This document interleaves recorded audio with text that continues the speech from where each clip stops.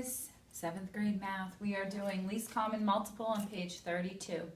So we have been learning about the greatest common factor. So you take two numbers, you do the prime factoring like we've done with greatest common factor, and you find the number that's the highest number that goes into both of those numbers. It's the highest number that is a factor of both of those numbers.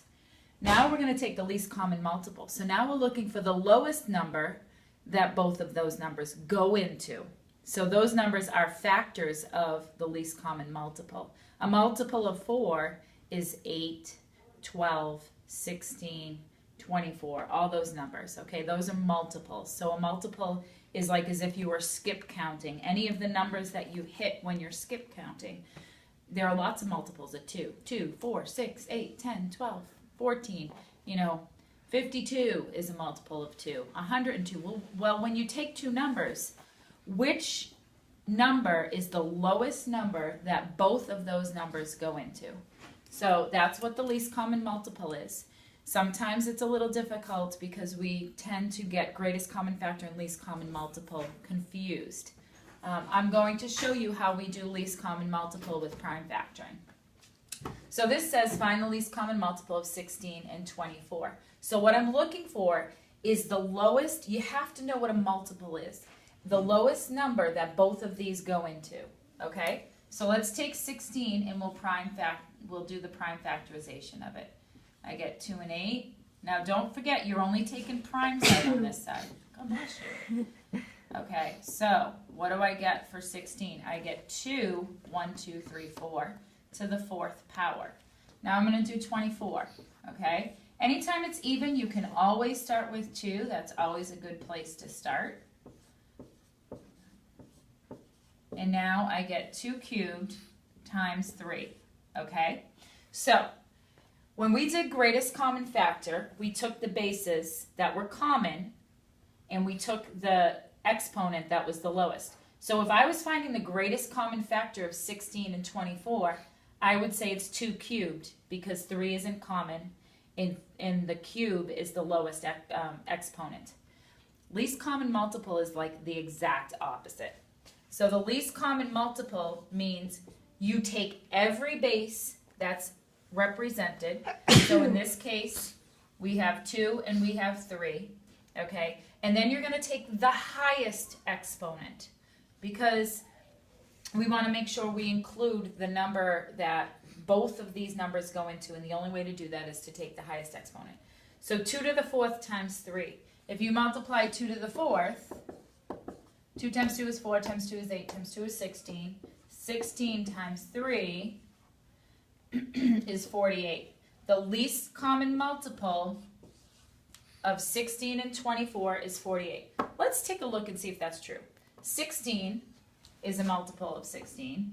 Then what happened? 32. And then 48. And then it goes on. Let's see what the multiples of 24 are. 24, 48.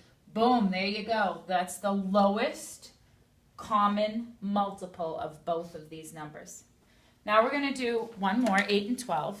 Maybe you already know it. Maybe you know if you skip count by 8, 8, 16, 24. If you skip count by 12, 12, 24. I know what it's going to come out to be. But let's do it with prime factorization. We take 8, take out primes only. Okay, so these are all prime. I get 8 is 2 cubed. Take out 12 and take out the numbers that are involved with 12. Okay, so I get 2 squared times 3. Now for least common multiple, pay attention. You're going to take all the bases included. Okay, so I have a 2 and I have a 3.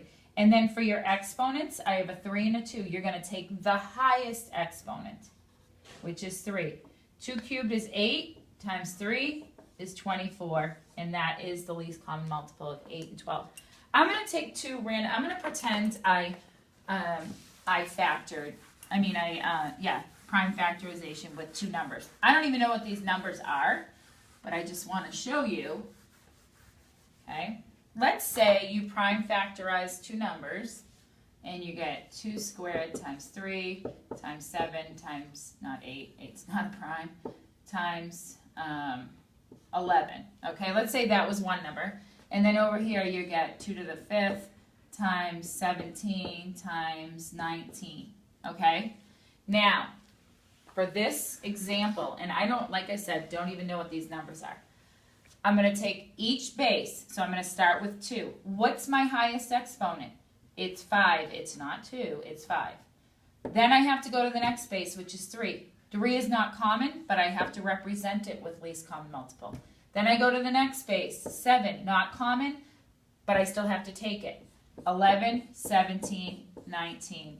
All those numbers, to find out what the least common multiple of whatever these two numbers were, you would literally have to multiply all these numbers together, and that's going to be a huge answer, but that's your least common multiple of whatever those two numbers are. Okay, I hope that makes sense, and I will see you later. Bye.